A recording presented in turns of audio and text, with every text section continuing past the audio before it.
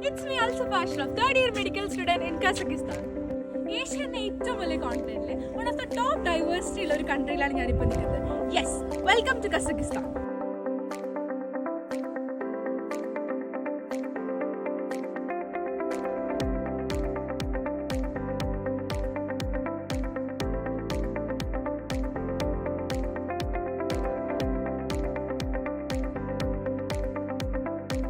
As a foreigner എന്നെ ഏറ്റവും കൂടുതൽ അട്രാക്ട് ചെയ്ത് ഇവിടുത്തെ ആൾക്കാരുടെ ആതിഥ്യ മര്യാദയാണ്.